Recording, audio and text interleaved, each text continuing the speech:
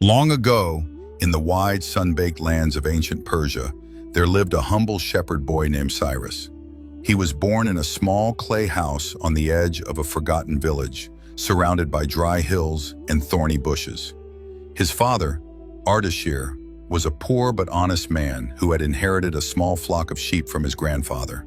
Cyrus grew up learning how to tend the sheep. From the age of 7, he walked barefoot on sharp stones, his feet cracked and dusty, but he never cried.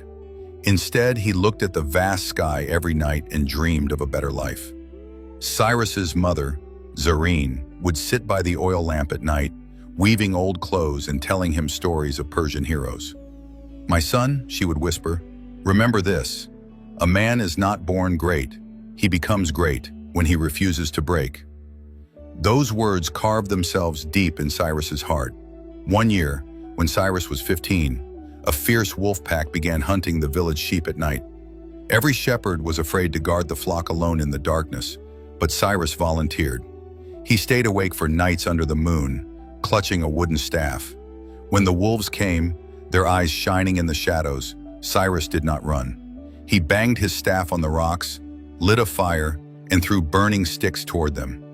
The wolves growled and circled, but Cyrus's courage was stronger than his fear. By dawn, the wolves were gone, and Cyrus's flock was safe. From that day, the village elders started noticing the boy's bravery. Years passed, and Cyrus's father grew old and sick. One cruel summer, the skies betrayed the village. No rain fell for months.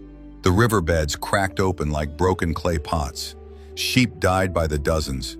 Many shepherds gave up, sold their land, and left the village behind.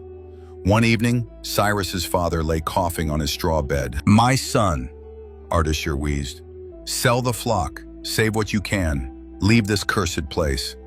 But Cyrus shook his head. "Father, the flock is not just sheep, it's our hope. If I lose hope now, we lose everything. Trust me one last time."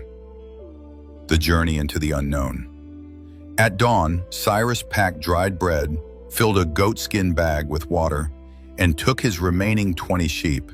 He kissed his mother's hands and promised to return. Then he walked into the barren hills alone. Days turned into nights. The sun burned his skin, the cold winds froze his bones, and snakes hissed under dry rocks. Yet Cyrus did not turn back.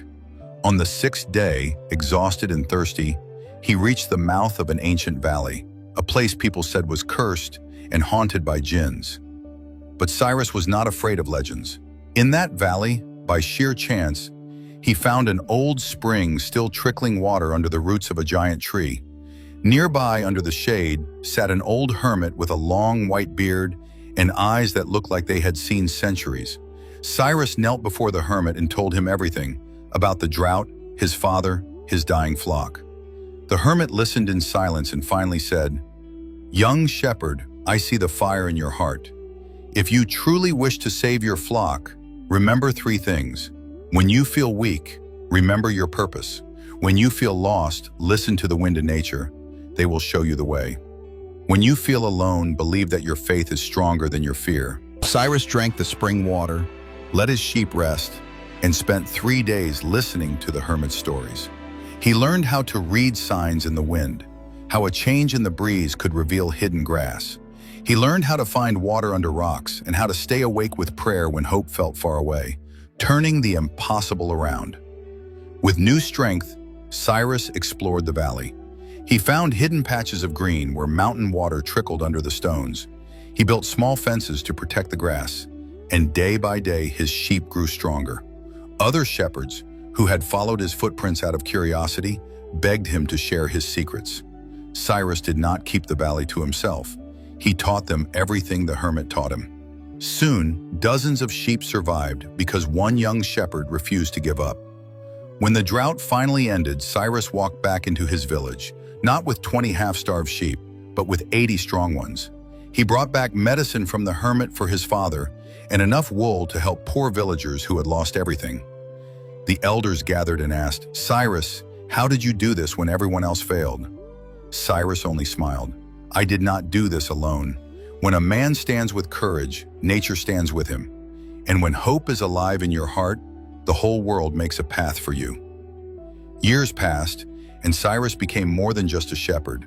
He helped rebuild the village's wells, taught young boys how to care for flocks, and became a voice of hope in desperate times. Long after he was gone, travelers who passed through the old village would sit by the same spring in the hidden valley. They would drink its sweet water and tell their children, "This is where Cyrus the young shepherd taught us that one man's courage can feed 1,000 hopes." Dear friends, greatness is not born from wealth or power. It grows when an ordinary heart refuses to break in the face of storms.